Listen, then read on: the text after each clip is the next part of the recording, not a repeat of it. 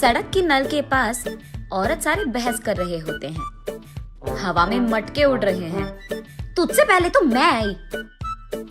आहा, तुझसे पहले मैं आई। अरे रुको तुम, चूल्हे पे दाल पक रहा है, एक मटका पानी तो लेने दो। अरे तुम रुको, वहाँ झूले में मेरा बेटा रो रहा है। अरे निकलो, तुम्हारी कहानियाँ। चूल्हे पे दाल पक रहा है तो मैं क्या करूँ, और झूले में बच्चा रो रहा है तो मैं क्या करूँ। ऐसे उन दोनों औरतों को बगल में धकेलकर तीसरी औरत नल के पास आकर उसका मटका भर देती है। इतने में वही बगल में आमने सामने घरों में रहने वाले मंदाकिनी और मंगतायरू उनके अपने अपने मटके लेकर वहाँ आते हैं। एक दूसरे को देखते ही वो दोनों गुस्से से लाल हो जाते हैं। मंगतायरू और मंदाकिनी दोनों सास बहू हैं और दोनों एक ही घर में रहते थे। मंदाकिनी मंगतायरू से बहुत लड़कर उसके पति को मनाकर अपनी सास के घर से बाहर आ जाती है। दोनों का अतीत उनके सामने आता है। एक मटका पानी लाने के लिए इतना नाटक करती थी। जब भी कुछ काम बोलूं, यहाँ दुख रहा है, वहाँ दुख रहा है कहती थी। और अब देखो, मेम साहब सुबह ही उठकर मटका में पानी भरने नल के पास आ रही है। सुबह उठते ही सारे पकवान को भैंस की तरह खाती रहती है, चीजों को यहाँ से वहाँ तक नहीं लगाती है। लेकिन अब देखो, भैंस चल के आ रही है मटके पानी के लिए। ऐसे एक दूसरे को कोसते हुए वो दोनों नल के पास आते हैं। सबसे पहले मंगतायरू पानी के लिए उसकी मटका नल के नीचे लगाती है। लो, आ गई भैंस। आते ही अपना मटका लगा दिया इसने नल के नीचे, जैसे इसका बाप का जागिर हो। ऐसे उसका मजाक उड़ाकर मंगतायरू की मटके को एक जोर का झटका देती है। बस मटका ऊपर उड़कर नीचे गिरता है। बाप रे, कितनी घमंडी है ये। मेरे ही बेटे के पैसे खाते हुए मुझे भैंस कह रही है, और ऊपर से मेरे ही लड़के को लात मारा तुमने। ऐसे कहते हुए मंदाकिनी की मटके को भी जोर का झटका देती है मंगतायरू। मैं तुम्हारे बेटे के पैसे नहीं खा रही हूँ, तुम ही मेरे पति के पैसे खा रहे हो। मेरे सारे बनाए हुए पकवान को सुबह से रात तक खाती रहती है तो भैंस की तरह ही दिखेगी ना। भैंस कहीं की मेरे ही मटके को लात मारती है। कितनी घमंडी है तू। मटके को ही नहीं, अगर मेरी सटकी ना, तेरे को भी मारूंगी, समझी? हाँ, जरूर मारेगी। इतनी घमंडी जो है। मेरे बेटे को मुझसे दूर कर दिया तूने, मेरे घर से उसको निकाल दिया तूने, और अब मेरे ही घर के सामने रह रही है। सिर्फ तेरे बेटे को ही नहीं, तुझे भी तेरे घर से निकाल दूंगी, समझी? मुझसे पंगा लेगी ना, ऐसे ही होगा।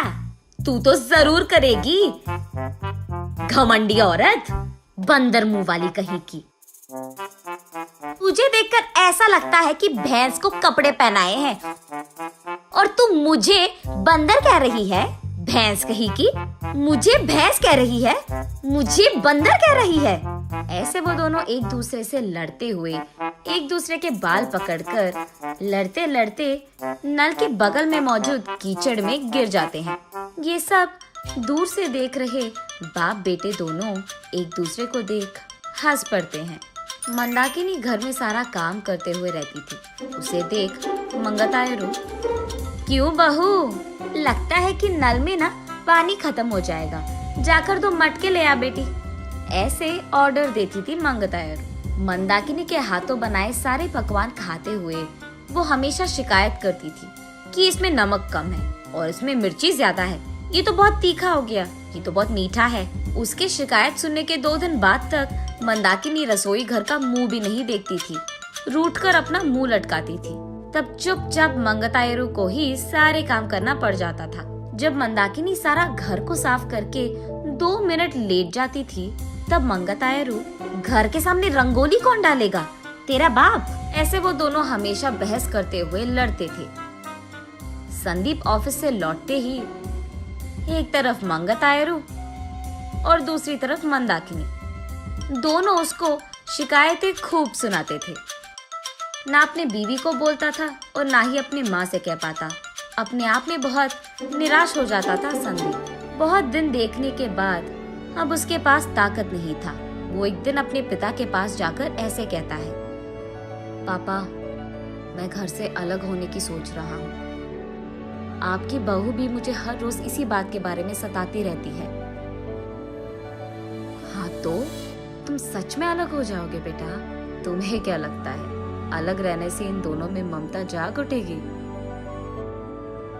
ममता और प्यार भले ही बाहर ना आए, लेकिन इन दोनों को इतना तो समझ आएगा कि एक दूसरे के बिना अपने अपने घरों में अकेले रहते हुए, सारे काम अकेले करते हुए कितना मुश्किल है। अब दोनों को समझ में आना है ना पापा कि अलग रहना कितना मुश्किल है। ऐसे कहता है। हाँ ठीक है, तुम्हारी मर्जी, लेकिन अभी के अभी कहाँ जाओगे बेटा? मैं कहाँ जाऊंगा, हमारे घर के एकदम सामने जो घर है उसमें किराए पे रहूंगा। ऐसे बाप बेटे दोनों ऐसी योजना बनाते हैं जिनसे सास बहू अनजान है। इन दोनों को सबक सिखाना तो छोड़ो, एकदम पागलों की तरह लड़ रहे हैं ये दोनों। ऐसे कीचड़ में गिरे सास बहू को देख उनके चारों ओर मौजूद सारे गांव वाले जोर जोर से हंसते रहते हैं। अब इन दोनों इसके बाद क्या करेंगे ये हम अगली वीडियो में जानेंगे।